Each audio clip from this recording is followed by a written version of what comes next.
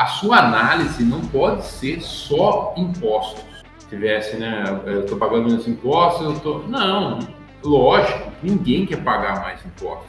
Sonhe alto, porque sonhar pequeno dá o mesmo trabalho.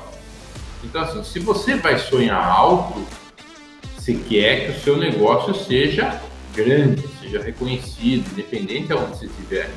Então, faça dele um negócio organizacionalmente a estrutura do que você almeja. Você não precisa dar passos altos, gastando, não, mas assim, comece fazendo as coisas direitinho. Cara, cria conta PJ, lista todos os seus gastos, faz uma reunião para entender o que foi bem, o que não foi bem e tal, e tudo mais. E aí você segue. 1, 2, 3, 4. Pode te apresentar. Primeiro, Leandro, por favor, quiser se apresentar, nos fala aí sobre você, sobre a tua empresa. Eu só quero dar antes de vocês se apresentarem, dizer que nós, revendedores de carros, né, eu acho que qualquer segmento da sociedade, mas principalmente nós, revendedores de carros usados, temos muitas dúvidas, muitas incertezas sobre como fazer a contabilidade das nossas vendas, do nosso negócio de revenda de carros. E nesse setor, muitas pessoas, né, talvez, erroneamente, ficam imaginando que vamos fazer de qualquer jeito. E aí acabamos criando um passivo oculto muito grande, e a gente sempre fica olhando para trás. Que hora que o leão vai me pegar? Que hora que o leão vai me pegar? E a gente tira o foco de verdade do nosso negócio. E a gente leva o foco para como a gente pode negociar, sabe, sem que o leão me veja, sem que o governo ficar quietinho no meu canto. Então, esse papo da gente não é um papo, é uma aula que eu tenho certeza que vocês vão nos ajudar aqui a nos orientar nesse sentido, de fazer dentro das regras, sem pagar nada, nem um centavo a mais do que o necessário, isso é muito importante, mas também nem um centavo a menos. E tirar o foco disso. O foco dessa contabilidade, a gente, como empresário, precisa saber disso, mas o foco dessa contabilidade tem que estar na mão de vocês, profissionais da área, entende? Então, isso que é importante. Eu queria conduzir a conversa nesse sentido e dizer que eu tenho experiência nesse ramo de carros há 20 anos e eu sempre fico assim, olhando para os lados. Tem alguma coisa que não está totalmente dentro das regras, né? E quando eu conheci a Contabilize aqui, eu gostei por 2 fatores importantes, tá? O primeiro, o atendimento. Qualquer dúvida que eu colocar ali, eu tenho a resposta no mesmo dia. A gente trabalha bastante para isso. É difícil a gente ter a resposta. Então, eu já não olho mais para os lados. Eu só simplesmente jogo a minha dúvida para vocês e vocês me respondem e eu estou satisfeito. Que bom, que bom. Ficamos muito felizes. E para trabalhar, para a gente que está trabalhando, o nosso foco de estar vendendo, comprando, vendendo, tem que ser esse aí, ponto. E quando aparece essa dúvida nem tem que tomar espaço no nosso cérebro, tem que já jogar para o cara que é especializado, para a equipe que é especializada e resolver. E é isso que eu encontrei agora com a Contabilize aqui, tá? Então, estou muito satisfeito com isso. Por isso, eu estou fazendo esse bate-papo para tirar dúvidas dos meus alunos do V2X, acelerador de vendas automotivas, e do Venda o Primeiro Carro. São 2 cursos que a gente administra aqui na empresa.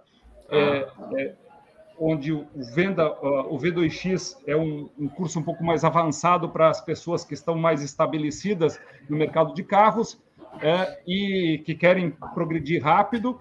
E o Venda o Primeiro Carro é para mais iniciantes, tá? Então, pessoas que estão até vendendo com CPF como autônomos. Tá?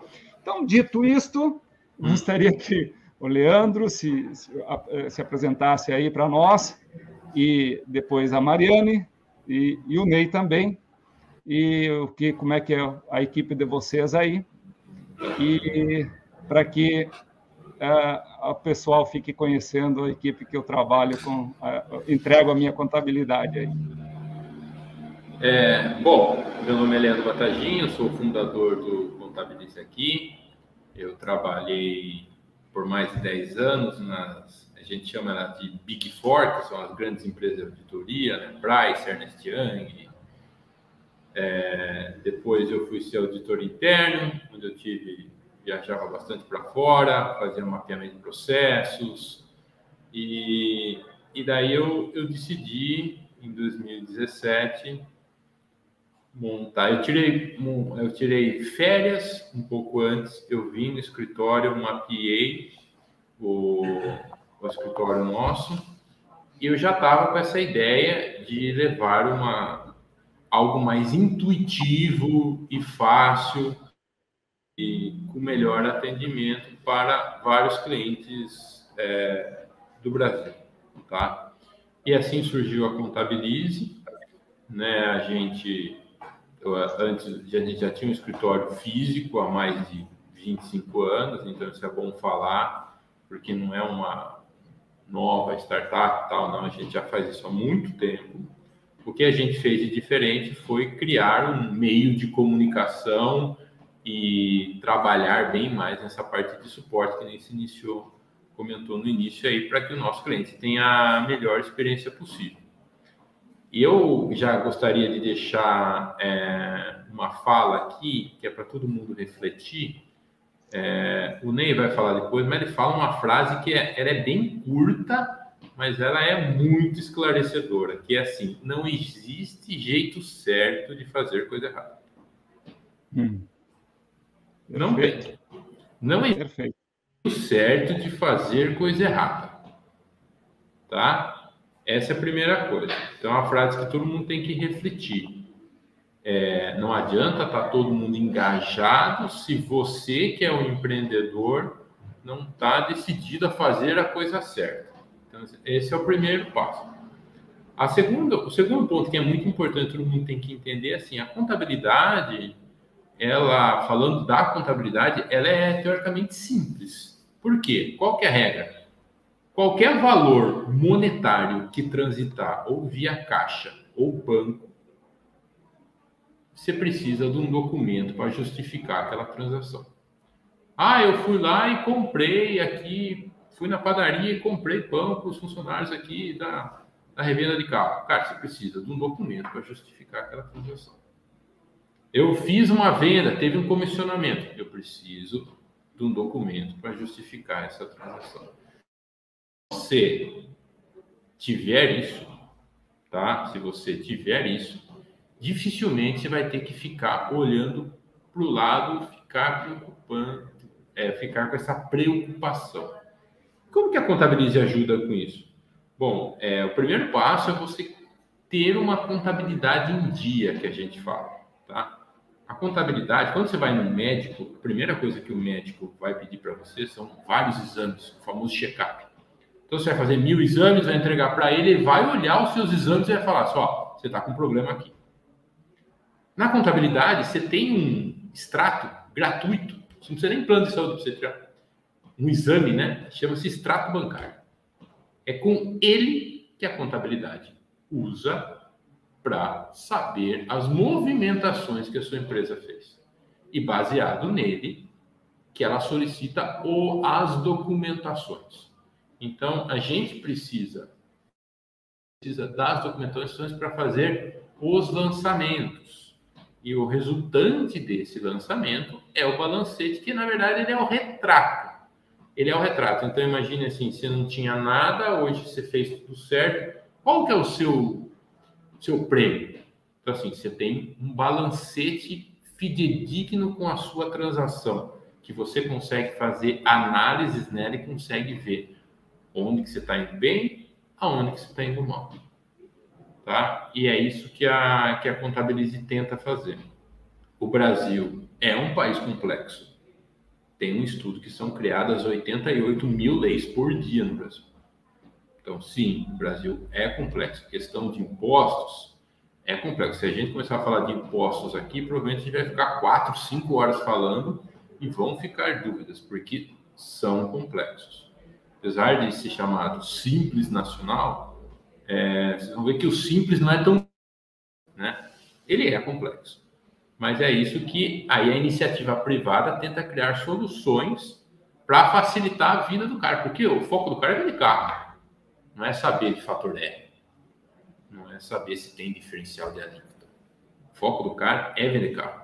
Então a Contabilize surgiu com esse propósito de facilitar a vida do empreendedor para que ele tenha tempo para fazer o que ele sabe fazer, que é vender carro. Interessante. E o segundo aspecto da Contabilize que eu deixei para comentar é que é uma plataforma digital, né?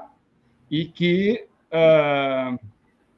com isso, e é um aspecto bastante importante também, principalmente para quem está iniciando, para outros empreendedores também, mas para quem está iniciando, o custo da contabilidade é reduzido por esse sistema que vocês criaram. A gente sabe que o contador, ele é o primeiro contato que o empreendedor tem. Então, ele tem uma ideia, ele geralmente começa a vender para amigos, tal, tudo mais. E aí, quando essa ideia dá certo, ele já pensa, puta, eu preciso regularizar isso aqui, saber se eu estou fazendo tudo certo ou não. Então, o contador é aquele cara. É uma missão para o empreendedor. Eu costumo falar que o contador, ele é a junção do advogado e o médico junto. Ele vai dar orientação legal e ele vai dar as dicas para a empresa dele ser sustentável. E aí, dito isso, quando nós tivemos a nossa ideia, a gente sabia que existia um preço alto para abrir empresa no Brasil. E aí a gente falou assim, não, se eu quero ser uma plataforma para incentivar o empreendedorismo, eu preciso não cobrar abertura. Então, a nossa abertura hoje ela é gratuita. Então, você não paga, você contrata a Contabilize, você não paga a abertura. Mas não basta só a abertura ser gratuita. A gente precisa ter uma mensalidade, visto que é um serviço obrigatório para a empresa Simples Nacional, presumido e tal, só o MEI que não, a gente precisa ter uma mensalidade acessível. Então, aí a gente criou planos bem acessíveis, eles são bem acessíveis comparado com o mercado, para que possa o empreendedor, na sua caminhada, o contador, ele vê como um parceiro dele, não como um peso no final do mês, com uma mensalidade com um custo alto. E para essa conta fechar, obviamente, a gente teve que investir bastante em processos e tecnologia. Então, assim, a gente desenvolveu um método onde a gente consegue, que a gente chama de escalar, você consegue atender bastante clientes e ter um preço bem acessível no mercado. E aí agora nós lançamos uma nova plataforma nossa, que depois de muito tempo entendendo o nosso cliente, a gente desenhou uma que a gente acredita que ser essencial, tá? E aos poucos nós estamos migrando os clientes, mas você no futuro vai conseguir fazer tudo dentro dessa plataforma em um único lugar. Tanto fazer a gestão da sua empresa, como ver todas as demandas do seu contador. Isso eu considero bastante importante também, porque a pessoa que está iniciando, né, no empreendedorismo, constituindo uma empresa, começando um negócio, né, colocar um valor, né, como tem no mercado, 500, 600, 700, R$1.000, um salário mínimo de pagamento para o contador, de fato, ele começa a pensar em ficar olhando, como eu falei, para o lado, ficar um pouco das regras, de fato, né, inseguro, porque ele não quer constituir ali seu custo físico, fixo nesses montantes que a gente vem falando. Então, o custo é muito importante, interessante na plataforma que vocês constituíram.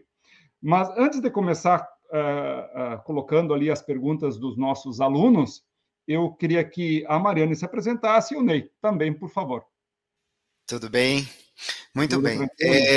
Eu sou o Ney, sou contador, né? Já trabalho aí há alguns anos na área. Costumo falar que já dá para brincar um pouquinho disso, né? Também leciono no segmento, né? Dou aula aí para o curso de Ciências Contábeis, curso de Administração, curso de Recursos Humanos. Então, a gente já tem alguma familiaridade aí com a contabilidade e um pouquinho de conhecimento. Acho que vai dar para a gente bater um papo legal aí sobre isso. Legal, Ney. Legal. Mariane, por favor. Oi, pessoal, tudo bem? Eu me chamo Mariane, sou a contadora aqui responsável pelas empresas do escritório, sou a líder do departamento contábil, também trabalho, o ano que vem vai fazer 10 anos que eu atuo diretamente na área de contabilidade, né? Então, a gente tem uma bagagem legal aí para estar ajudando os nossos clientes, tirando dúvida, visando sempre em manter a excelência no nosso atendimento e sanar os nossos clientes, né? Então, tem um histórico legal aí, uma parceria bacana entre eu e o Contabilize. Legal. Legal. Então, se vocês me permitem, eu vou começar aqui com as perguntas dos nossos alunos, que já previamente nos passaram aqui. O Leandro Baliza, nosso aluno, gostaria de saber... Eu vou fazendo essas perguntas e algumas podem se repetir. E talvez tenha uma nova ideia para se colocar na repetição da pergunta, e está tudo bem. E vocês podem responder no tempo que vocês acham que está ok. Então, o Leandro Baliza diz o seguinte: gostaria de saber a regra de pagamento de impostos para a empresa lucro presumido. Começou forte aqui o Leandro. Na modalidade comprando o bem para seu estoque, comprando, no caso, o carro para o estoque e faturando para o cliente. Bom, vamos lá. Assim, só fazer, antes de pontuar aí o questionamento, acho importante a gente fazer apenas para que todos visualizem o cenário que nós temos. Quando a gente fala hoje em tributos, principalmente de acordo com o sistema legal que temos aqui no Brasil, acaba dificultando você falar X ou Y situação é melhor, sem ter uma análise profunda de cenário, tá? Então, aonde eu quero chegar? Para se afirmar, olha, faça isso ou faça aquilo, vai depender muito de onde está situada a empresa, qual o cenário que essa empresa está, né, o tamanho dessa empresa, qual o público que ela vai atender, que tipo de mercadoria ela vai vender. Isso eu não estou falando só na questão de comércio de veículos, tá? Em qualquer segmento. Porque o sistema tributário que nós temos, mesmo o Simples Nacional, ele só tem o nome de simples, ele não é tão simples assim. E aí, de você fazer uma análise mais profunda, coletar informações específicas desse cenário, e aí sim você trilhar ou pelo Simples Nacional, ou pelo lucro presumido, ou até mesmo pelo lucro real, que são as opções tributárias que nós temos hoje vigentes. Né? Pode ser que daqui a algum tempo isso mude, que é normal acontecer, mas hoje é os sistemas que conhecemos. Então, o que eu recomendo? Ao constituir a empresa, vai ser necessário você ter um escritório de contabilidade, um contador, né, propriamente dizendo, para poder fazer a constituição e a orientação de qual o melhor cenário ou o melhor caminho a ser seguido.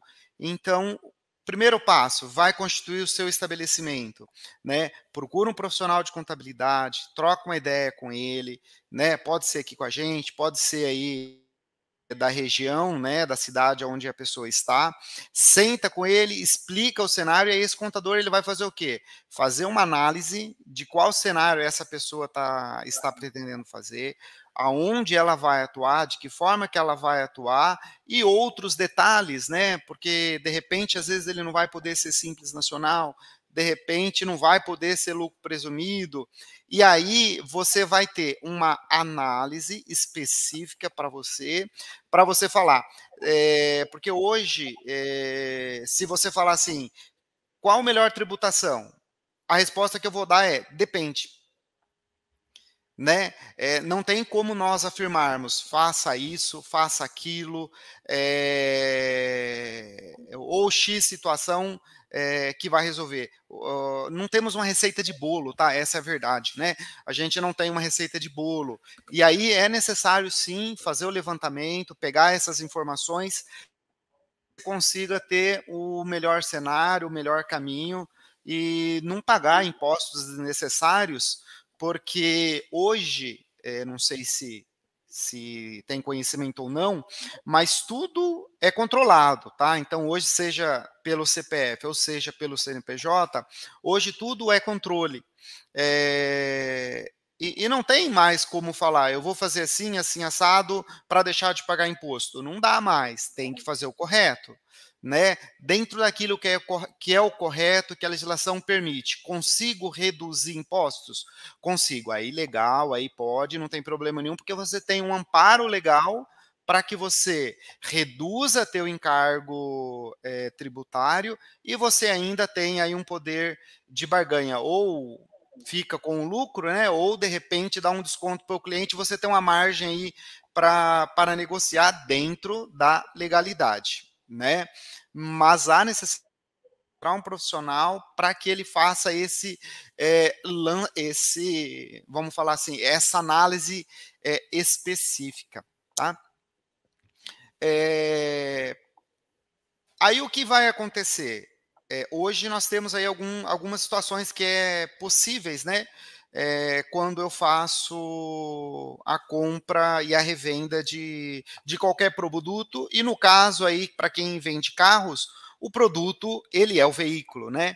Então, se você comprar qualquer equipamento, um computador, uma roupa, numa loja, vai estar lá no estoque, você vende, e o carro vai ser o estoque, vai ser a mercadoria que vai ser vendida, seria essa a ideia.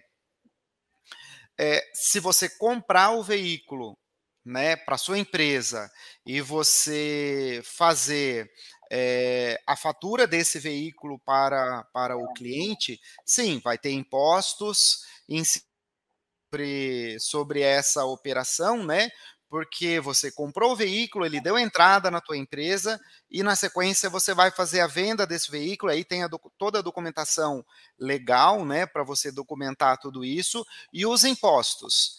E quais impostos você vai pagar nessa operação? Vai depender do cenário que você tem, né, do tamanho da sua empresa. Se eu sou lucro presumido, eu vou pagar X% de imposto. Se eu sou simples nacional, vou pagar X% de imposto. Se eu sou lucro real, eu vou pagar X%. Qual desses cenários é mais vantajoso? Isso tem que sentar, é individual aí para cada caso, para fazer levantamento, ver quais os incentivos fiscais tem naquele cenário, se naquele estado tem benefício, se não tem benefício. Ele é muito peculiar, tá? Então, há necessidade sim aí de estar fazendo um levantamento e aí sim apontando qual cenário ser. Isso é tão importante na hora de constituir o estabelecimento, porque toda vez que você faz a escolha de um regime tributário, você tem que ficar com esse regime por 1 ano. Né? Se você escolher errado, tem algum problema? Não, né? De repente, poxa, achei que lucro presumido é uma boa opção para mim. Nossa, mas no final do ano eu somei tudo que eu paguei de imposto pelo lucro presumido, recalculei como se fosse Simples Nacional. Se eu tivesse optado pelo Simples Nacional, teria sido melhor. Tranquilo, não tem problema nenhum. Aquele ano, de repente, ficou um pouco mais caro para você. A partir de janeiro do ano que vem, você tem a opção novamente de escolher a qual tributação você quer. Poxa, vai ser melhor fazer a tributação pelo Simples Nacional. E aí faz a tributação pelo Simples Nacional e assim você vai caminhando e verificando qual cenário seria o melhor para a empresa. Troca de tributação no Brasil sempre no mês de janeiro. Você quer de MEI para Simples, de Simples para MEI, de Simples para Presumido, de Presumido para Simples, sempre no mês de janeiro. Passado o mês de janeiro, o famoso perdeu o Playboy. Só janeiro do outro ano. Não dá para trocar. Então, assim, da fala do Ney, tem duas coisas que a gente tem que considerar. Primeiro, se você não fizer uma boa análise tributária, você pode ter os impostos comendo grande parte da sua comissão. Tá? Então, porque os impostos compõem o seu, vamos pensar assim, o seu custo, né? Você vai comprar um veículo, você vai fazer uma venda, você vai pagar isso aqui de impostos, a diferença você ganha. Então, assim... Exatamente. Compõe seu custo, então você tem que saber. Você tem que saber, e como o Ney falou, não é uma regra de bolo, porque depende de estado, depende do tipo da empresa e tudo mais. Mas essa questão de tributação, não. Isso é uma regra. Então, o que é regra a gente fala. É sempre no mês de janeiro. Sempre que se quiser trocar... eu abri minha empresa em dezembro. Mês de janeiro, você pode trocar. Entendi. Entendeu? Pode ter um mês... No mês de janeiro, não importa o tempo que tenha definido ali a modalidade de pagamento do imposto, o mês de janeiro você pode trocar. Entendi. Imagina como que é tranquilo o mês de janeiro com o escritório de contabilidade. E achei interessante essa questão, Ney e Leandro, porque essa avaliação é preciso ser feita anteriormente. Então, vocês têm essa prerrogativa junto ao cliente, de estar verificando antes da tomada de decisão, ajudando e colocando à mesa, né, segundo as informações que tem nesse momento, digamos que hoje, eu vou contratar, contabilizei. Segundo as informações que o cliente passou para vocês, qual é a melhor modalidade? Isso vocês vão entregar para o cliente, certo? Exato. Se o cliente nos procura para a gente abrir a empresa dele, então, no processo de abertura, o time a gente fala aqui societário, o time que faz a abertura de empresa, vai fazer para ele a orientação da melhor tributação, tá? O que acontece é quando a pessoa troca de contador. Então, se ele trocar de contador, ele veio para Contabilize aqui em junho. Eu não vou poder fazer nada. Eu tenho que apenas seguir para janeiro nós termos aquela conversa. Assim, via de regra, o Simples Nacional hoje acaba sendo uma das melhores opções.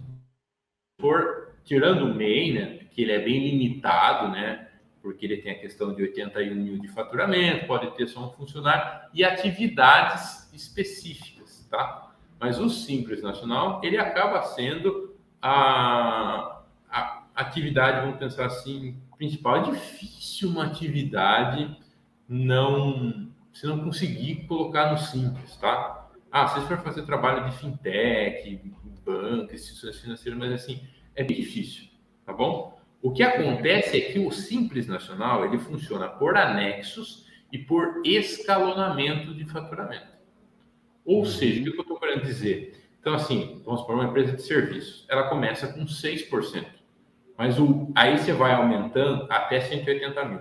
Aí você vai aumentando, a última tabela lá é 33%.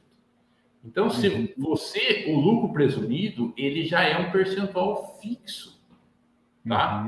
E aí, como você está no Simples, e aí que vai aquela questão, e a estrutura também da sua empresa, pode ser que não compense, porque pode ser que você pague menos impostos sobre a nota fiscal, mas o lucro presumido tem os impostos sobre folha de pagamento, que o Simples não tem. E aí você tem que fazer uma conta geral para saber o que compensa para você. Então, só estou dando alguns exemplos aqui para falar por que o nosso querido professor, ele ele falou que depende, porque não é só, essa alíquota aqui e tal, não. Então, são vários fatores que compõem essa decisão, tá? Mas, de modo geral, como eu entendi aqui, me corrija se estiver errado, de modo geral, inclusive para o mercado de veículos usados, o Simples Nacional é o que melhor se encaixa, digamos assim, para quem está num patamar médio de empresa. Sim, também concordo, tá? De repente, se você está iniciando, o Simples Nacional pode ser um bom negócio para quem está iniciando, né? Porque daí você não tem muitas dificuldades, né? Você vai ter algumas facilidades também. Também recomendo, de repente, quem está iniciando, de repente, optar aí para o Simples Nacional. O único detalhe que, né, o Simples Nacional ele tem limite de faturamento, então eu tenho aí 4,8 milhões no ano, né? Aí você não conta só lucro, né? É valor efetivo de venda. Então, de repente, 4,8 milhões pode ser um número pequeno quando você trabalha com um produto que tem um alto valor agregado, como é veículos. Então, pode ser que 4,8 milhões para vendas de carro não... Perfeito. Eu vou seguir aqui, e como disse, algumas perguntas vão se repetir, mas vai ficar melhor para esclarecer cada um dos alunos. O aluno Rodrigo Velho, tá? Pergunta o seguinte: o imposto é cobrado em cima do lucro ou do valor da venda do carro, tá? Exemplo, comprei um carro por 30K, por 30 mil, e vendi por 35. Pago o imposto sobre 5 mil ou sobre 35 mil? Essa pergunta é linda, né? Seria o sonho, né? A gente pagar imposto só sobre o lucro. Bom, eu vou fazer um breve cenário para que vocês consigam visualizar. Aí que entra aquilo que nós conversamos no início, o regime tributário. Por quê? Dependendo do regime tributário que eu adotar, eu pago imposto sobre o lucro. Perfeito. Dependendo do regime tributário que eu adoto, sobre o faturamento, independente do lucro que eu tenho. Então, só colocar um cenário. Vamos imaginar que eu optei pelo Simples Nacional. O Simples Nacional, ele paga uma alíquota menor? Paga. Se eu tiver um lucro maior ou menor, tanto faz. Se eu tive prejuízo, vou pagar imposto do mesmo jeito. Tá? Lucro presumido. O lucro presumido, a diferença dele para o Simples Nacional é que lá eu trabalho com presunção de lucro, né? Vamos pensar aí no caso de comércio. Eu tenho a presunção de lucro de 8%, um exemplo, né? Para serviço eu tenho a presunção de 32%. Então, o fisco, ele trabalha aqui. Quem tem vendas, né, trabalho com vendas de mercadorias, ele tem a presunção de 8%. Se o lucro for maior que o 8%, estou na vantagem. E se o lucro for menor que 8%, quer dizer, estou no prejuízo.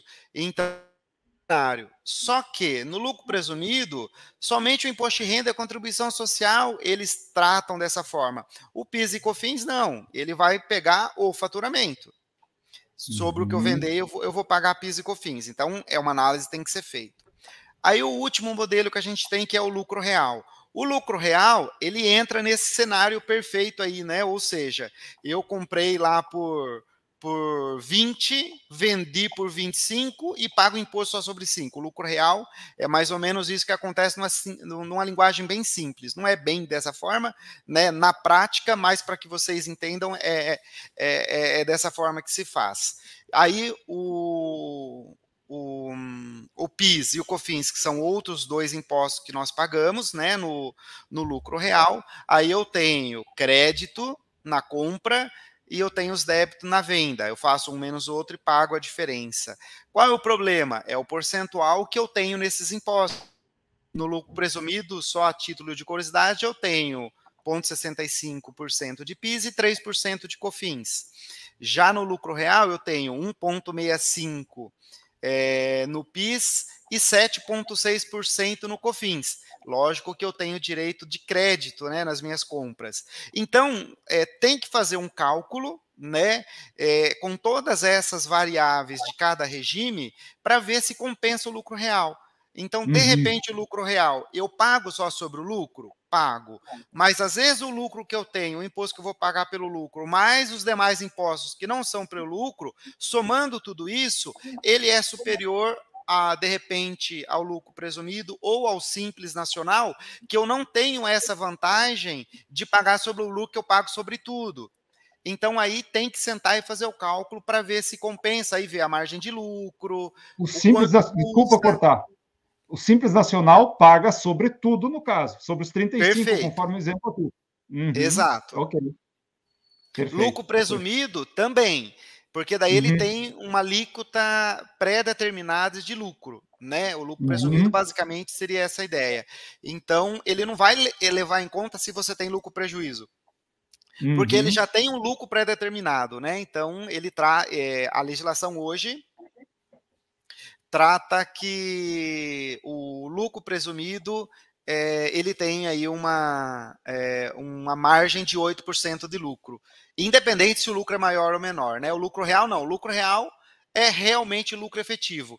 Tive mais lucro, pago mais imposto. Tive menos, pago menos imposto. Tive prejuízo, não pago imposto. Perfeito.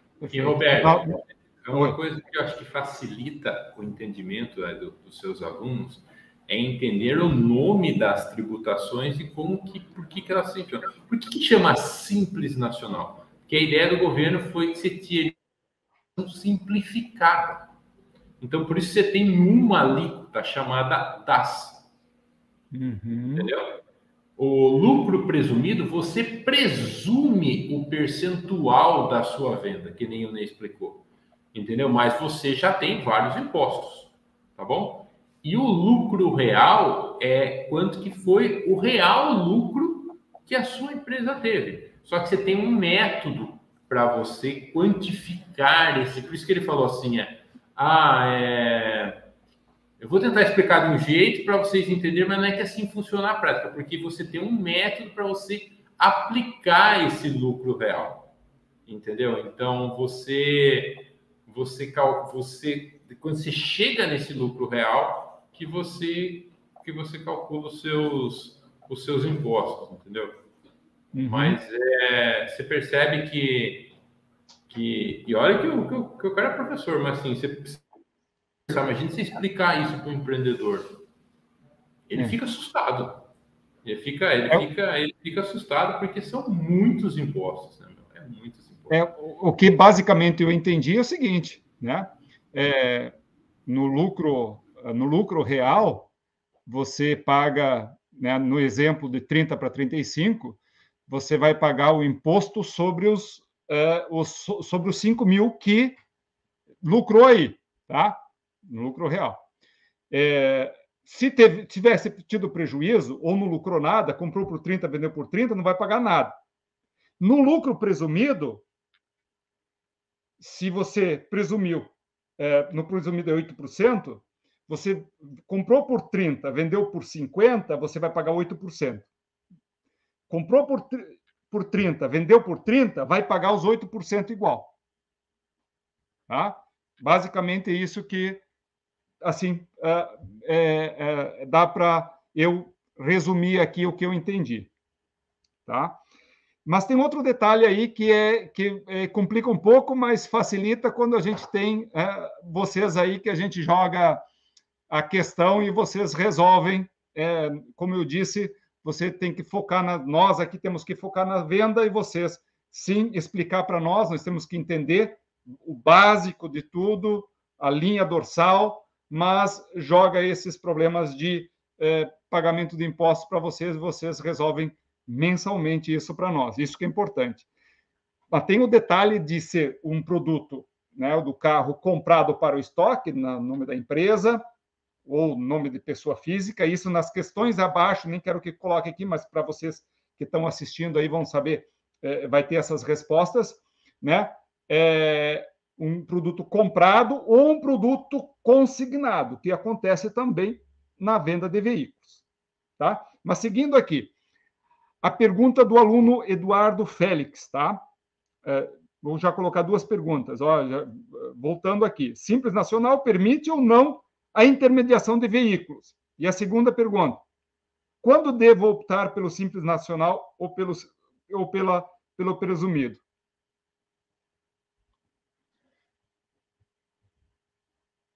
Então, se der possível fazer, né, se permite ou não a intermediação de veículos pelo Simples Nacional.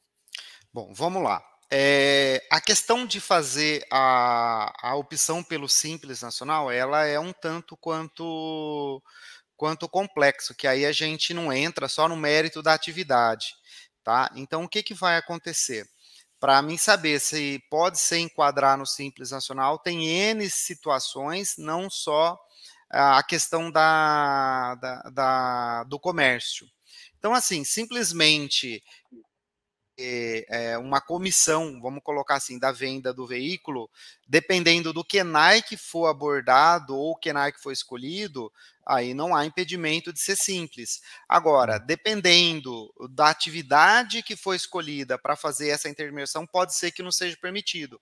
Aí teria que ver qual seria essa intermediação que vai fazer, qual o KENAI que foi escolhido, qual o KENAI que está lá no CNPJ dessa empresa, para ver se pode ou não, tá? A priori, de regra geral, somente atividade de intermediação não vejo problema aí de estar optando pelo simples, mas há sim necessidade de verificar caso a caso para que ver se não tem algum impedimento ou algum cenário que não possa, tá? Então aí a venda de carro nesse momento não há impedimento aí de você ser optante pelo Simples Nacional, não. Você pode fazer isso. Perfeito. E o Eduardo Félix continua. O problema aí é só saber se vai valer a pena ou não, tá? Ser Simples Nacional, né? De repente a intermediação pode estar no anexo diferente, num cenário diferente, aí volta naquele início que nós falamos aí de ver se essa realmente é a melhor opção. Mas para falar, pode ser Simples Nacional ou não, tem que fazer a validação no início da empresa, ver todos os aspectos, não só a atividade. Aí a gente tem outros cenários que pode ser impeditivo ao Simples Nacional, tá? Roberto, oi. Nós temos um texto no nosso blog, que a gente até chama de Manual do Simples Nacional, que lá a gente explica o Simples Nacional, o método de precificação e também os impeditivos do Simples. Se você quiser, eu posso colocar aqui no chat para vocês. A gente tem dois que eu acho que auxiliam muito. Tá? Esse do Simples Nacional, que eu recomendaria a leitura de todo mundo, pelo menos para se ambientar, saber do que a gente está falando e tal. E uma outra que é uma tabela completa de KINAIs, que a gente fala se o KINAI específico pode ser simples ou não. Se quiser, eu ponho aqui no chat para vocês. Por favor, coloca assim. Com os alunos. Perfeito. Tá, o Eduardo Félix, ele continua. Então, numa terceira pergunta, eu tenho CNPJ com KINAI específico. Só não colocou qual o KINAI, mas diz aqui o KINAI específico para compra, venda, consignação e intermediação de carros novos e usados, mas não tenho loja física. Posso consignar os carros que já estão em nome da minha empresa em outras lojas parceiras? Essa pergunta eu nunca tinha visto antes, olha só. E se esses carros forem de terceiros e já estiverem consignados no meu CNPJ, posso reconsignar para outro lojista e dividir a comissão? Cabeluda essa pergunta aqui. Essa foi bonita, né? Muito bem. Bom, nunca tinha me atido nessa questão aqui, hein? Muito interessante. O que acontece? Aí nós temos um cenário a ser analisado, tá? Quando eu falo em contabilidade ou apuração tributária, eu tenho que ter documentos referente àquilo que está acontecendo. E eu não posso ter, por exemplo, valores transitando pela conta da empresa sem eu ter um documento de base para poder fazer isso. Às vezes, no dia a dia, as pessoas fazerem dessa forma, sem ter um documento, essa intermediação, ou essa corretagem, ou essa comissão, aí depende de como vai ser. Prevendo esse cenário, né? De repente eu tô lá, vou fazer uma venda e vou ganhar uma comissão sobre isso, que documento que eu tenho para poder justificar isso daí, né? De que forma que eu vou depois documentar isso daí? Eu vou emitir uma nota fiscal de prestação de serviço de comissão sobre aquele valor que eu vendi, né? São situações que eu preciso ter. De repente, é uma briga grande que tem, né? Entre a questão comercial e a questão legal ou a questão fiscal de fato. Porque a questão fiscal legal, ela é mais chata, ela vai exigir documento, ela vai exigir rastreio daquilo que foi feito. E às vezes, quando você está ali na questão comercial, você vai querer vender, você vai querer ter facilidades para vender, e aí você acaba tendo alguns entraves, né? Entre eu conseguir fazer esse cenário e eu conseguir documentar para que eu não tenha problema, né? Como que eu comprovo depois de algum tempo que a origem daquele dinheiro que eu recebi, né? Se eu não tenho um contrato, se eu não tenho uma nota fiscal, se eu não tenho nada disso, como que eu documento isso? Então, assim, até eu ter uma comissão de uma venda de um carro que não é meu, isso não tem problema fazer. Mas de que forma que eu consigo documentar isso, né? Aí eu tenho que ter um documento lá, ou uma nota fiscal, ou um contrato de representação, ou um contrato onde prevê essa documentação, para que quando ocorrer a venda efetiva, que esse carro não é meu, esse carro é de um terceiro, eu vou ganhar uma pequena parcela, que seria a comissão pela venda, como ocorre com uma venda de imóvel, né? O imóvel acontece isso. Você vai lá, vende um terreno, vende uma casa e você ganha uma comissão pela aquela venda. Seria a mesma tratativa. Eu não tenho ele não é meu, mas eu vou ganhar uma parcela porque eu consegui vender, né? E aí, de que forma é que eu trato isso? Isso tem que haver uma documentação hábil e idônea, para que lá na frente, se a Receita Federal ou alguém questionar da onde que veio esse dinheiro, né? Eu tenho que ter um lastro da onde está aumentando o meu patrimônio e as minhas receitas. É esse que é o problema que vai ter aí quando você faz esse cenário. Ou você intermediar não é o problema, e sim como eu faço isso de uma forma legalizada e documentada. Uhum. Quer dizer, você usou o exemplo do corretor, né? Talvez a divisão de comissões ali. Nesse caso, a pergunta dele foi: eu peguei um carro consignado de fulano, tá? Eu fiz um contrato de consignação com essa pessoa. E ele levou esse carro para uma outra loja de carro, vendeu lá. Aquela loja, diferente da minha, tinha um cliente para comprar aquele carro. Tá? E aí, colocou lá na vitrine dessa outra loja também. Aí, teoricamente, através de contrato entre ambas as partes aqui, eles definem ali a consignação desse carro, tá? Entre o proprietário do carro e esse revendedor. E, por sua vez, esse revendedor tem que ter um contrato dele com a outra loja, sob a consignação deste mesmo produto. Perfeito? Perfeito, é isso aí, Roberto. Na verdade, é eu documentar todas essas fases que ocorreu, né? Comercialmente falando, posso fazer? Posso, porque faz parte do negócio, né? De repente, mas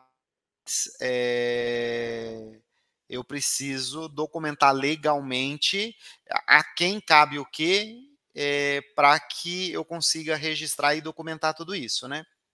E o Eduardo vai além, mas eu imagino, o que eu vi de ti aqui, mas como eu vou pagar um imposto sobre isso? Ora, você fez a consignação, digamos, vou só colocar um exemplo, eu ganhei R$5.000 aqui nessa consignação, vou dividir essa comissão, 2.500 para mim, 2.500 para a loja terceiro, eu aqui pago o imposto sobre esse valor que eu recebi, e a loja terceiro recebe o imposto sobre o valor que ela recebeu. Estou certo? Aí é que tá, viu, Roberto? Não é bem assim, não. Esse daí seria um sonho, né? O que acontece? Veja bem, se eu tenho um contrato, né, de uma comissão lá da venda de um veículo, vamos imaginar assim, tá bom? E esse contrato é meu, a nota fiscal ou o documento fiscal que eu vou passar para o meu cliente é do valor total. Se dessa comissão, e eu vou pagar imposto sobre o valor total, tá? Se dessa comissão que eu ganhei, eu ainda vou ter que passar para um terceiro, porque esse terceiro que, na verdade, vendeu, e aí ele também vai, eu vou dividir a minha comissão com ele, eu vou pagar imposto sobre o total da comissão que eu recebi, né? E a outra pessoa que vai receber uma parcela dessa comissão também vai pagar imposto sobre essa parcela, né? Então aí, sim. E depende do regime. Desculpa, mas depende, sim, lógico. Depende do regime que é estabelecido aqui comigo, que eu sou o primeiro consignador. Depende do regime que eu estabeleci, eu vou poder descontar o imposto que o outro pagou lá. Talvez Perfeito. Sim, talvez não.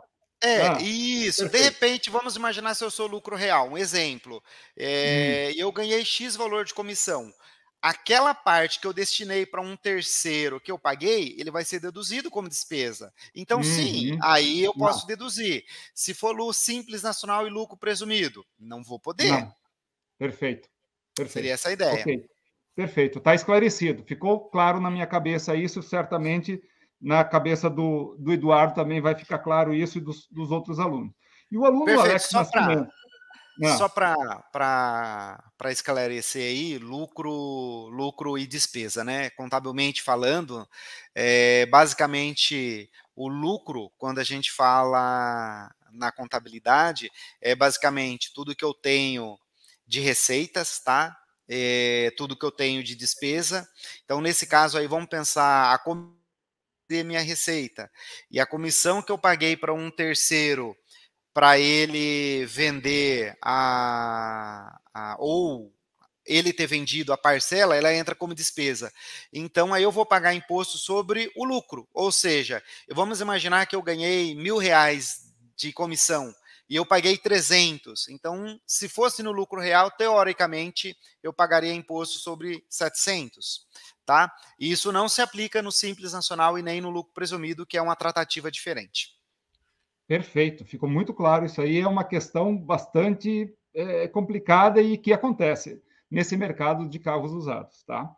Então, o aluno Alex Nascimento fez as seguintes questões, tá?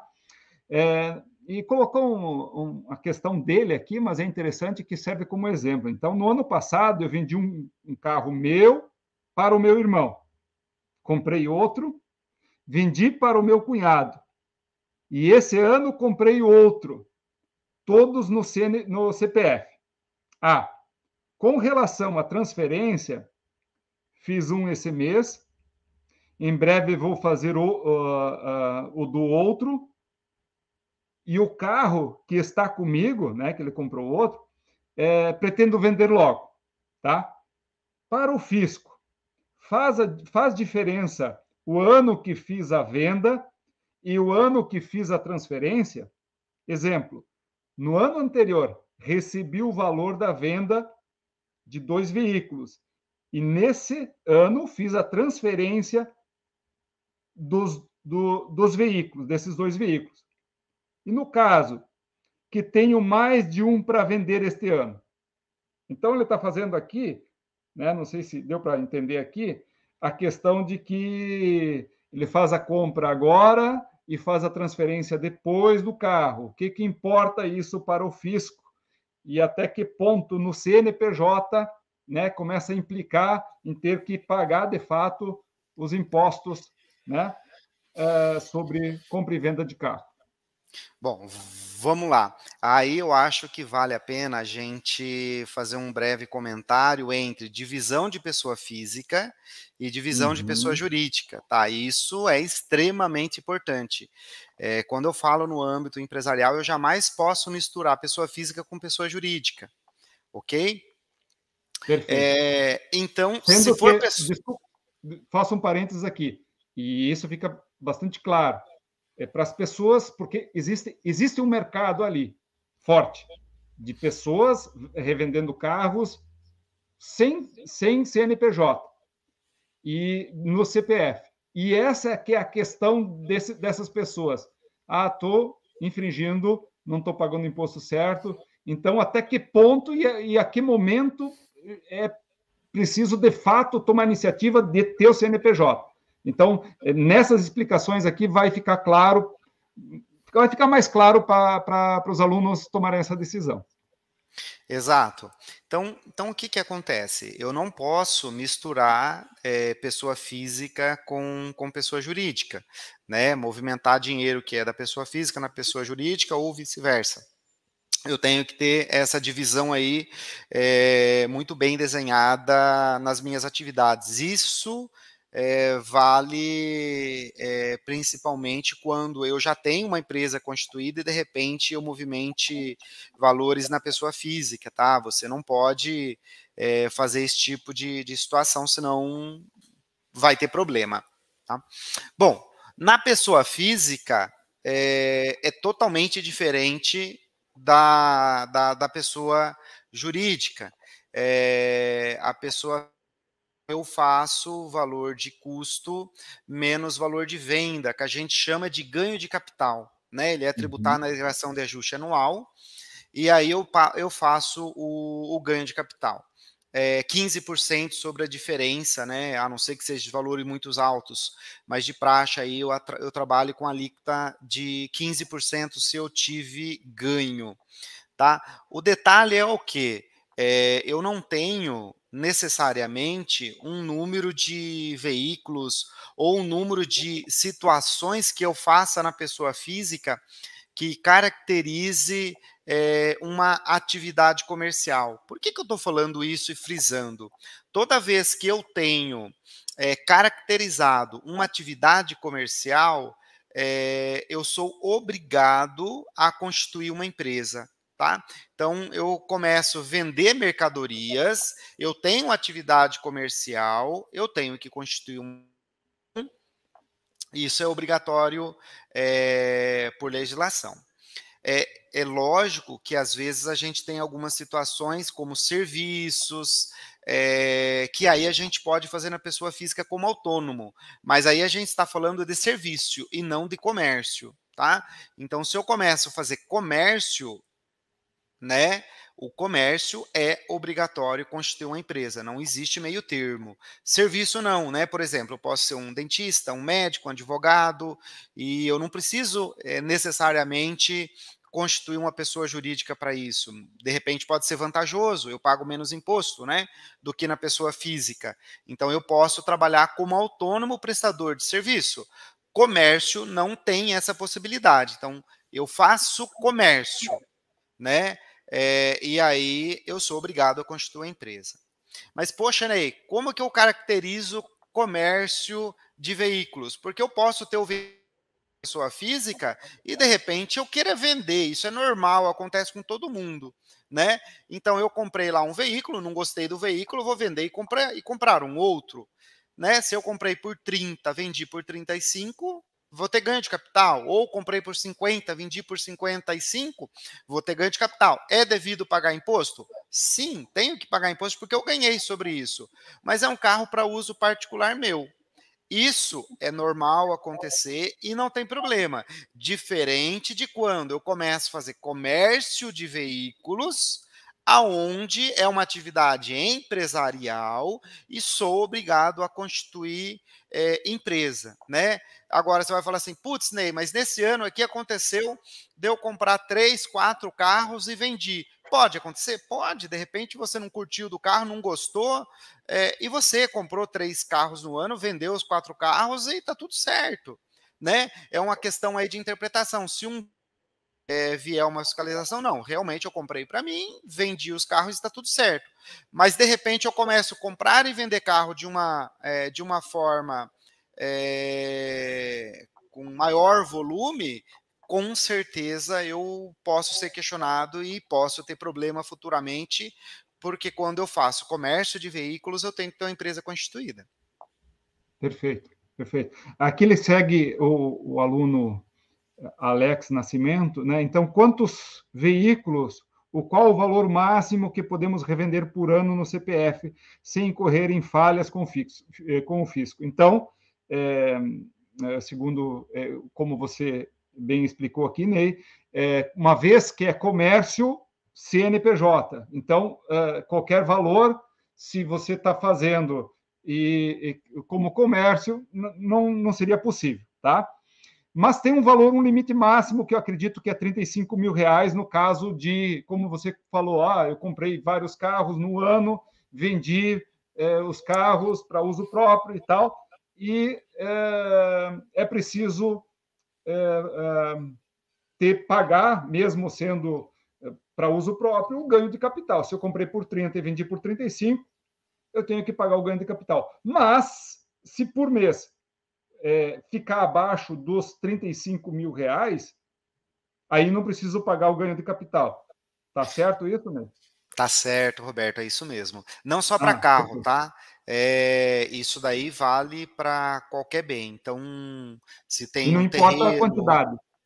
Não, é um conjunto reto de 35. Tá.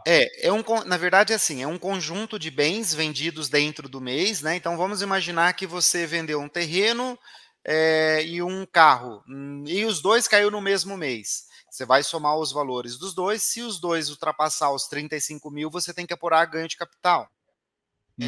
Se você vendeu um único bem, né, e esse bem for inferior a 35 mil, aí não há necessidade de apurar ganho de capital. Então, se ultrapassar 35 mil, sim, é obrigatório, e aí o ganho de capital não é sobre a diferença de 35 mil, que muitos têm essa dúvida, né?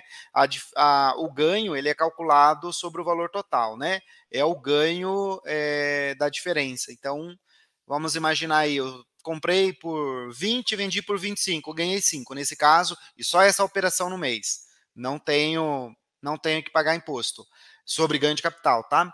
Mas comprei lá um terreno, e aí eu vendi e casou de vender no mesmo mês. Vendi o terreno por 20 mil e vendi o carro por 25. Quer dizer, vai dar ganho de capital porque a soma ultrapassou os 35. Ou o único bem ultrapassando os 35. E no caso de comprar um veículo e vender em um prazo curto, transferindo direto para o cliente. Olha só, é uma prática que tem no mercado aqui de carros, tá? Porém, movimentando o valor de compra e venda. Movimentando o valor de compra e venda, pelo que eu estou entendendo aqui, na conta dele. Qual o impacto junto ao fisco? Basicamente, você já respondeu, mas ele fez a pergunta de outra forma aqui. Então, no caso que ele comprou e vendeu o carro, né, num curto prazo, e ele comprou de fulano e vendeu direto para ciclano, mas transferiu, o dinheiro passou pela conta dele. Tá? Qual é o impacto que tem com o fisco aí? O que vai acontecer aí, Roberto? Hoje há cruzamento das informações, tá? Por parte do fisco, então toda essa movimentação que transitou, né? Ou via transferência do veículo pelo documento, ou via movimentação financeira pelo banco, vai haver um cruzamento dessas informações. E aí, provavelmente, o fisco pode notificar esse contribuinte a prestar esclarecimento por que dessa movimentação financeira superior ao declarado, né, na declaração de imposto de renda, ou até mesmo quando não faz a declaração, tá? E aí ele pode sofrer penalidades como pagamento de impostos, multa, ou por não ter pagado impostos, se for e aí vai ter que pagar impostos e a Receita Federal vai fazer um arbitramento nesse caso. Perfeito. Então tem esse impacto junto ao fisco, está incorrendo o risco, e aquilo que eu falo de estar olhando para o lado, em vez de estar focando no negócio de compra e venda de carro. Isso é bastante importante, né? Perfeito, Roberto, isso mesmo. E aqui chega numa questão que eu comentei anteriormente, que no caso de uma venda consignada, onde recebe somente a comissão da transação, em qual valor é saudável, até que valor é saudável utilizando o CPF, tá? Então, compra, venda, mas o carro é consignado, certo? Então, de fato, ele só fez um serviço de venda desse carro para o proprietário do carro. Ótima pergunta, né? Que acontece? Não tem nada na legislação que fale um limite máximo, um limite mínimo, tá? Se você falar tem um limite máximo, mínimo, não tem nada na legislação. Mas os valores eles têm que ser coerentes. Lógico que, vamos pensar assim, eu fiz lá a venda de um veículo e eu recebi uma comissão por isso, e eu tributei na pessoa física por essa comissão que eu recebi. Um exemplo, né? Aí vamos pensar que eu sou um representante comercial autônomo. Porque quando eu falo receber comissão, essa comissão não se trata de apenas vender veículos, porque eu tenho pessoas que vendem roupas, que representam outros produtos, ou, por exemplo, imobiliário, né? De repente você tem lá um corretor que ele ganha uma comissão e ele trabalha como pessoa física. Nesse caso seria a mesma situação, lembrando que aqui eu estou falando de prestação de serviço e não de comércio de veículos, ok? Então eu estou ganhando apenas a comissão sobre o serviço. Se eu ganhei essa comissão e eu estou tributando na minha pessoa física, confisco. Se eu estou ganhando essa comissão na minha pessoa jurídica e estou tributando, também não vou ter problema com o fisco, desde que eu leve isso à tributação, tá? E aí a pessoa vai ter que controlar isso. O detalhe é o quê? Eu fazer isso na pessoa física, a prestação de serviço, tá, pessoal? Comércio não pode. A prestação de serviço de comissão na pessoa física, um exemplo, né? Dependendo do valor, não vale a pena. A alíquota na pessoa física pode chegar a 27,5%, né? Então, eu pagar 27,5% na pessoa física é puxado. De repente, na empresa, você vai ter um custo muito menor. E aí, se eu tenho movimentações constantes de comissões, eu acho que vale muito a pena você não fazer na pessoa física e abrir, constituir uma empresa, e aí sim fazer isso tributado na mexe na pessoa física, porque tem que dividir muito bem isso, né? E aí você tem um ganho tributário que na pessoa física, com certeza, se esse valor for elevado, vai ficar mais caro. Perfeito. E, Roberto, essa foi mais uma evolução que a gente fez aqui para incentivar o empreendedor a fazer essa separação pessoa física de jurídica, que a gente buscou parceiros que possuem conta PJ gratuita e com taxas assim não tem mensalidade, nada, tá? Então, PIX gratuito, tudo. Então, foi mais uma coisa e está em sinergia com as nossas plataformas aqui, tá? Então, foi mais uma para incentivar o empreendedor, porque a gente sabe, se quando o cara começa explica melhor isso, Leandro, desculpa. Você buscou parceiro, explica melhor isso para o meu. Porque é uma necessidade. Basicamente, mas o que é de fato? Isso que a gente tem um parceiro, um banco digital chamado Cora, tá? Opa, interessante. Que ele oferece uma conta digital grátis. Conta bancária digital grátis sem custo, PJ, sem custo de mensalidade. Você não vai precisar pagar R$60, R$70 para manter uma conta num banco. Perfeito. Você abre ela toda online, tá? Então, e a gente viu, né? Se o cara consegue gerar extrato, que a gente fala em PDF ou FX, né? Que a gente precisa aqui, sim, consegue tudo, tá? Na plataforma, em breve, a gente vai fazer uma integração que já puxa direto essas informações e tal, para facilitar também a vida dos nossos clientes. Mas é o que a gente tem buscado, né? A gente sempre tenta ver qual que é a dor do empreendedor, e a gente, como contabilista, como a gente tem bastante clientes, a gente tem uma força mais parceiros que facilitem. Então, foi por isso que a gente fez essa parceria aí com a Cora. Perfeito, perfeito. Então, eu entendo que o Ney estava comentando também, aqui nesse caso, prestou um serviço, mesmo que o dinheiro passe pela minha conta e eu tiver um contrato em consignação, isso já é justificável pelo fisco. mas vai cair o pagamento dessa comissão no imposto de renda da pessoa física. E a justificativa que transitou esse dinheiro pela conta seria o contrato do serviço prestado em consignação. Tá. Perfeito, Roberto. Um exemplo clássico serviços advocatícios, né? Então, de repente, serviço advocatício, o advogado vai ter lá um valor que ele vai receber de uma ação, esse valor transita pela conta do advogado, porém, a parte que cabe mais uma parcela que é os serviços referente a esse valor. Mas a maior parte não é dele, né? É do cliente, do advogado. Então, ele vai pagar imposto sobre o valor dos honorários advocatícios e o restante do valor ele consegue justificar que é do cliente dele, né? A Receita Federal, por exemplo, quando ela notificar um contribuinte para prestar esclarecimentos, o que esse contribuinte precisa? De documentos idôneos, né? Que tem uma veracidade aí, que ele consiga justificar que, de repente, houve movimentação de valores superior na conta dele? Houve. Mas esse dinheiro não era dele? Não, era de terceiro? Ele conseguiu justificar? Beleza. Porque se não conseguir justificar, a Receita Federal vai entender que esse dinheiro era todo dele e vai tributar como tudo. Perfeito, perfeito. E ele coloca aqui, e já está respondido, ainda no consignado, se o proprietário cliente quiser depositar o dinheiro na minha conta, né, para repassar para outra conta. Tem implicação com o fisco? Sim, já foi comentado aqui, né, fazendo documentado com o contrato de que transitou aí. Se sim, tem um período que não implicação, em 24 horas, uma semana, dentro do mês, é a sequência da pergunta dele. Tá? Não tem, né? Não tem, tá?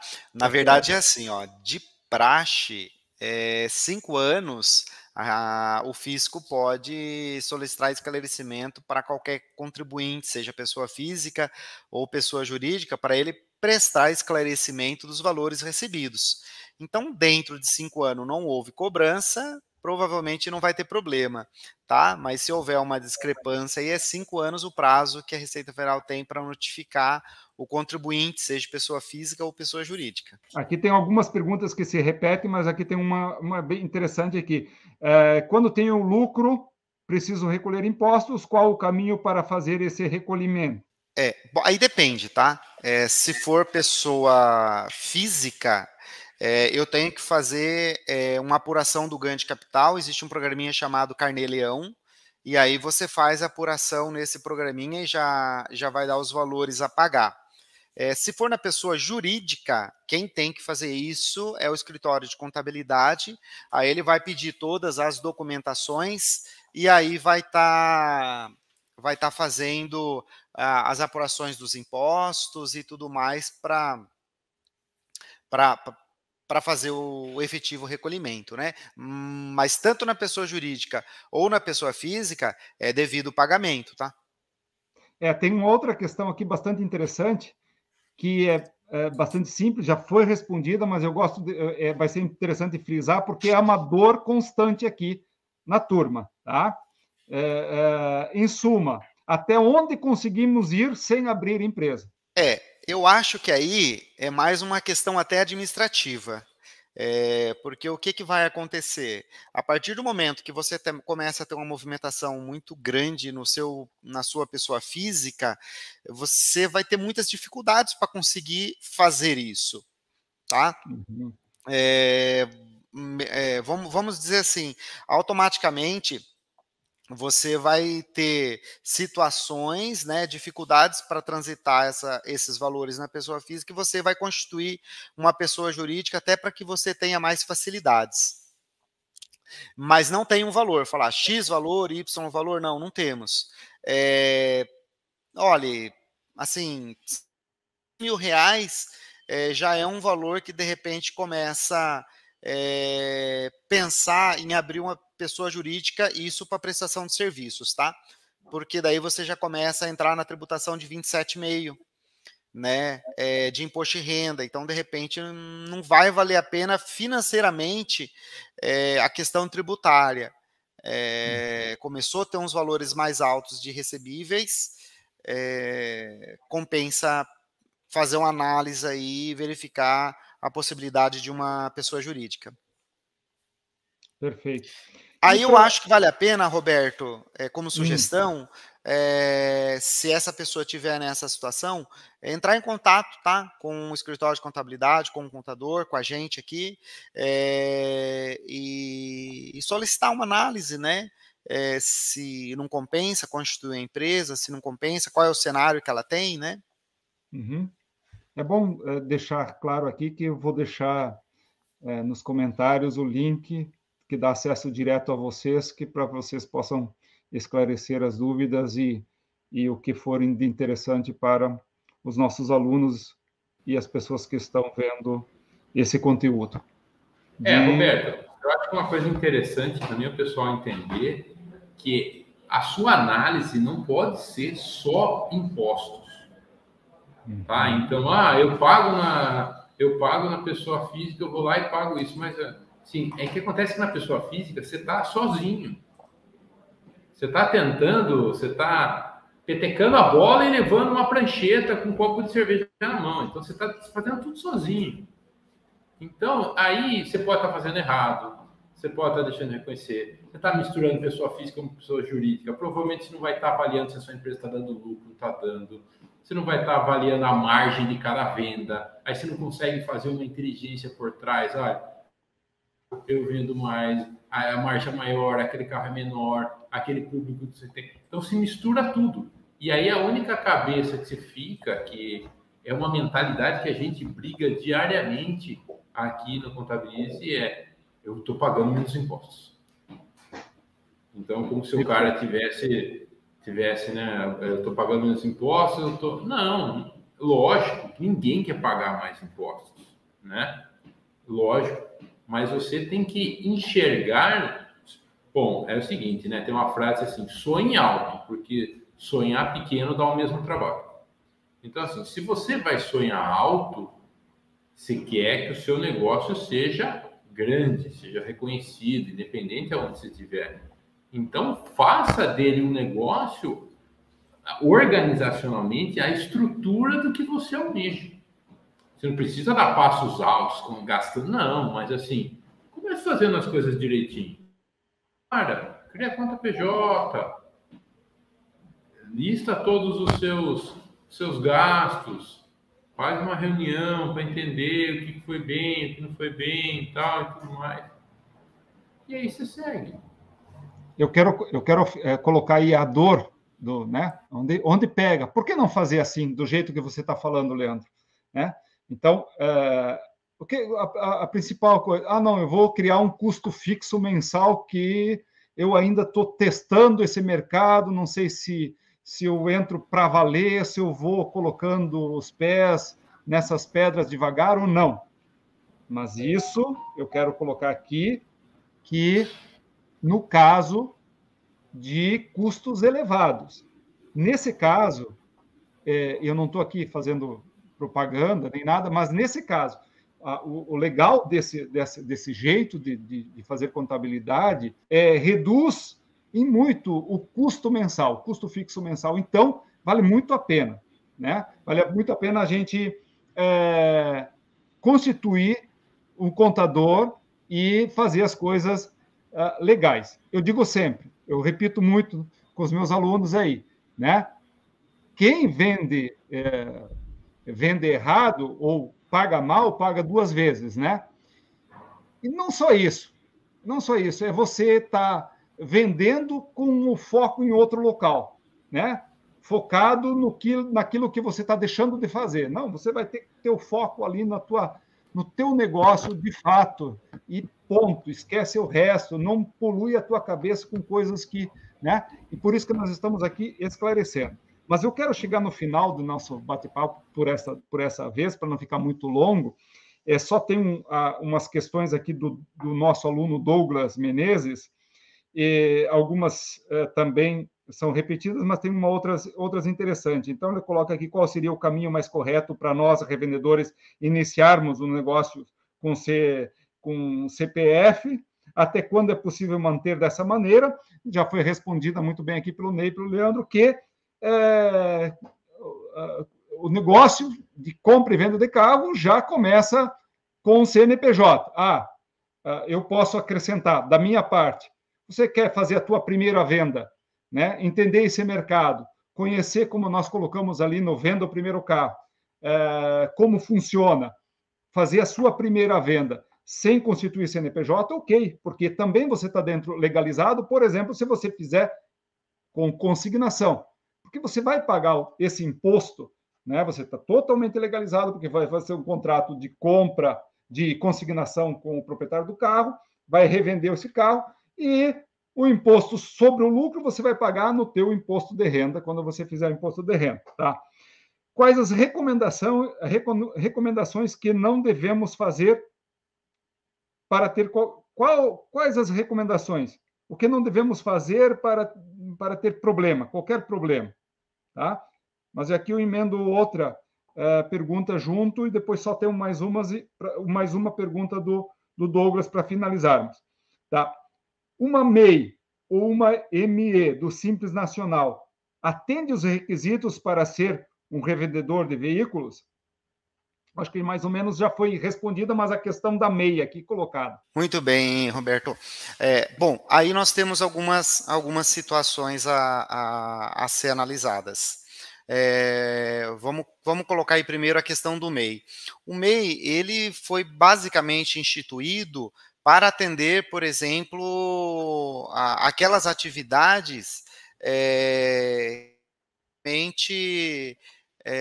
não eram regulamentadas, por exemplo, um pedreiro, um eletricista, né, uma pessoa autônoma nesses tipos de segmentos. Então, com isso, nem todas as atividades podem ser MEI, né? Então, uma delas é o comércio de veículos. Ele não pode ser optante pelo MEI, tá? Então, se eu quiser ser MEI, eu posso? Não. Tá? A legislação hoje não permite ser optante pelo MEI, até porque o valor ele não cabe, né? Mesmo que pudesse, não faria muito sentido, porque o MEI tem um limite hoje de R$81 mil anuais, então nem caberia dentro desse cenário, né? Mesmo que pudesse, não faria sentido, tá? Mas MEI não é possível. Aí a microempresa, que seria o Simples Nacional, beleza, né? Ou o lucro presumido, ou o lucro real, aí, caso a caso, aí teria que fazer uma análise detalhada de cada cenário, tá? Nossa, então, conteúdo top. E aí o que vai acontecer? Nesse sentido, as recomendações é o quê? Isso não só para quem faz representação comercial, né? Vamos pensar qualquer pessoa física. Eu tenho lá um veículo no meu nome, de uso pessoal. Eu vendi, né? Vamos imaginar que é acima de 35 mil e teve ganho de capital. O que eu faço para não ter problema? Faço a apuração do ganho de capital e pago imposto sobre isso. Simples assim. Né? Eu fiz lá um contrato de comissão, né? Fiz um contrato, vendi o veículo e ganhei lá R$2 mil de comissão, R$1.000 de comissão. Vou tributar na minha pessoa física e pagar os impostos sobre isso. Aí eu não tenho problema. Pessoa jurídica não precisa nem tecer comentários, né? Documentação 100% em ordem, emitir documentos e legais de acordo com a legislação de cada caso a caso, e aí você não tem problemas nenhum com relação a isso. Ou seja, fora disso que nós estamos comentando, não levei a tributação ou fiz algo diferente, eu vou estar sujeito a sanções por parte do fisco. Perfeito. Eu só queria que tu completasse aí com a questão de que eu fiz a venda por consignação e aí eu vou pagar imposto de renda sobre o valor da comissão. E esse imposto de renda é pago em que momento? Bom, o imposto de renda, aí a gente tem algumas análises a serem feitas. A gente tem a figura do carnê-leão, tá? O carnê-leão, ele não se aplica somente a quem trabalha com comissão, aplica-se a qualquer pessoa física que desenvolva uma atividade como autônomo, o dentista, o contador, né, o engenheiro, todos esses profissionais que desenvolvem uma atividade física autônomo, ele está sujeito ao carnê-leão. Então, todo mês ele tem que fazer as apurações dos seus recebíveis, apurar os impostos e, no mês seguinte, está efetuando o pagamento desses valores. Esses valores são levados na declaração de ajuste anual no ano subsequente, e aí é refeito o cálculo junto com todas as rendas. De repente, pode ter isso como uma atividade extra e a pessoa já trabalha, né, numa empresa ou tem uma outra atividade remunerada, aí vai somar todos os rendimentos desse contribuinte na declaração de ajuste anual, que é no ano subsequente. Esse imposto que pagou mensalmente a título de carnê-leão vai ser abatido do valor total a pagar. Se der diferença a pagar, você paga a diferença para o fisco. Caso você tenha pago mais imposto, o governo vai fazer a restituição desse valor na declaração de ajuste anual. Perfeito, perfeito. Show de bola. Nossa, eu, de fato, não vi nenhum conteúdo assim na internet disponível para que, resumido, direto ao ponto, como nós debatemos hoje aqui, e isso tem um valor que não sei se vocês possam imaginar isso. Acho que imaginam porque vocês lidam com isso. Mas, para nós, revendedores, isso é ouro puro. Ouro puro, porque a gente paga somente o necessário, mas paga sem ficar olhando para os lados, perdendo a nossa energia, perdendo o nosso tempo. Isso eu vou repetindo, porque a tendência nossa do ser humano é onde que eu vou desviar. Não precisa desviar, é seguir reto, é o melhor jeito, e ir para frente. Que muito imposto, não é tanto assim se você agir da maneira correta como deve. Mas eu quero aqui fazer só a última questão aqui do nosso aluno Douglas Menezes. Deixa eu colocar aqui, depois vocês... Olha só, e é uma questão também particular dele e que serve como exemplo aí para as pessoas. Agora, uma pergunta particular. Eu tinha aqui uma empresa que faturava 70 mil por mês, e por isso estávamos dentro de uma faixa de tributação do Simples. Em 2015, no mês de abril, estouramos o faturamento para 210 mil. A contabilidade mandou os impostos de janeiro a abril com uma nova tributação. E depois seguiríamos para uma nova faixa. É aquela questão de janeiro, tá? A pergunta é: após passar para uma nova faixa, não é possível voltar para a faixa mais baixa nos próximos, tá? Ou seja, temos que planejar o crescimento. Então, ele está dizendo aqui que não dá para mudar para outra faixa logo em seguida. É isso? Isso. Não sei se ficou claro aqui. Não, eu acho que assim. Primeiro, eu estou entendendo que ele ainda continua Simples Nacional, né? Pelo que você comentou. E no Simples Nacional é aquilo que o Leandro comentou, faixas de tributação. De repente, aí, se eu estou falando de serviço, eu começo ali com 6% e vou aumentando. Antes de 2018, a tributação do Simples Nacional ela era diferente. Eu tinha X valores e até X valores eu pagava X percentual. Hoje não. Hoje o pagamento do Simples Nacional ele é dos últimos 12. Então eu pego o faturamento dos últimos 12 meses, ele vai estar em X faturamento. Se ele tiver X valor, eu pago X percentual. Se eu manter, vamos imaginar, nos últimos 12 meses eu manter uma constância de 100 mil de faturamento, eu vou pagar um percentual na alíquota de 100 mil. Aumentou o faturamento, agora eu estou na faixa de faturamento anual de 300 mil, eu já vou pagar um valor mais alto.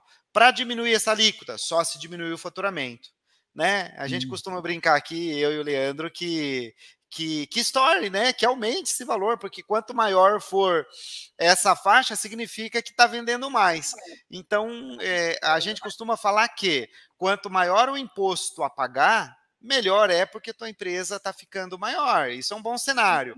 Agora, se eu estou pagando mais ou menos imposto de acordo com o faturamento que eu tenho, aí vale a pena pesquisar e analisar, né?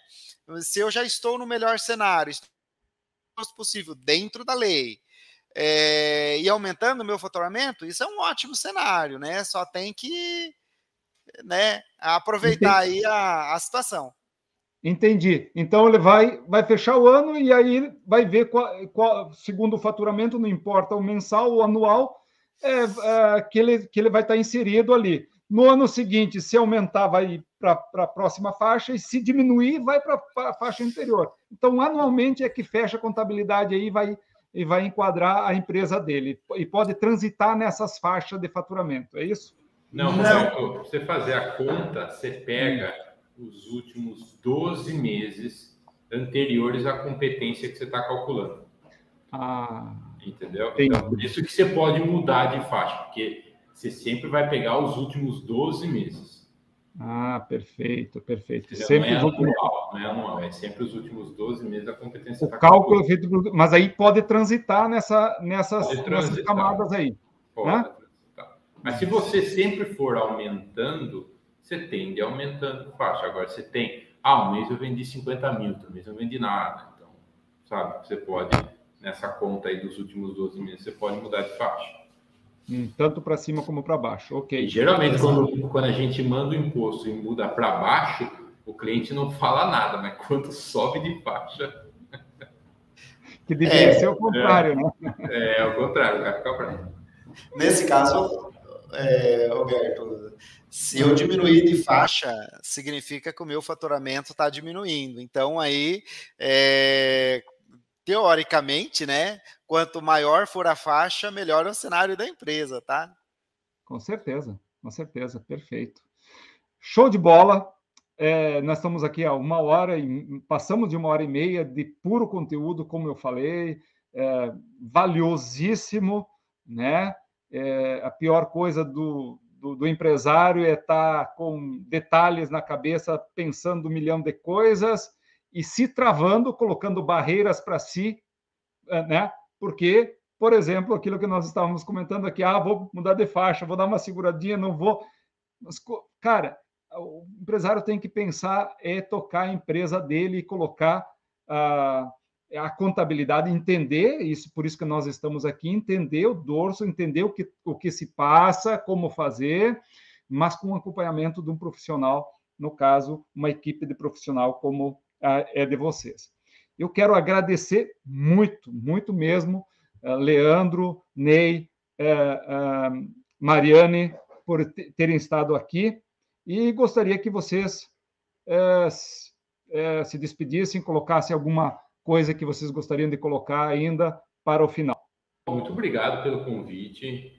É sempre um prazer a gente explicar e tirar dúvida dos empreendedores, porque, querendo ou não, quem segura esse país nas costas são os empreendedores, os pequenos e os médios. A gente sabe que é eles que seguram o país. A turma fala que o Brasil é um país de artistas, jogador de futebol. Não, o Brasil é um país de empreendedores. São os empreendedores que seguram esse país nas costas. Sempre um prazer para a gente ensinar, passar conteúdo, e a gente quer que eles cresçam cada vez aí no negócio seus. E se precisar de ajuda na parte de burocrática, já diz o nosso nome, contabilize aqui. Perfeito. Show de bola. Pessoal, obrigado aí, espero que a gente tenha contribuído aí para sanar pelo menos as principais dúvidas de vocês. De verdade, esse é o nosso objetivo. Só saliento que procure um profissional, pode ser nós, pode ser um profissional aí da cidade de vocês, mas não deixem de procurar, que eu tenho certeza, independente de quem vocês procurarem, vocês vão conseguir sim ajuda, vão conseguir orientações, e eles vão dar um norte bacana, vão conseguir alinhar, e um bom planejamento aí do negócio faz toda a diferença, e ele pode ser um direcionador entre o negócio dar certo ou o negócio não dar certo. Então, tentem ver que o serviço contábil, a contabilidade, ele é um parceiro, ele vai estar ao lado de vocês e ele é um direcionador de caminhos, né? Quais são os caminhos das pedras que eu tenho que percorrer, né? De repente, aí, o contábil, ele vai ajudar e, com certeza, vai dar informações, facilitar os caminhos, e não tenho dúvida que vocês vão ter uma maior segurança, uma maior tranquilidade e a certeza de estar fazendo a coisa certa.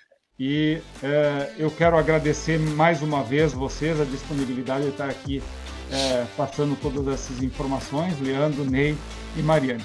E é isso, um forte abraço. Um forte abraço, até mais, tchau, tchau.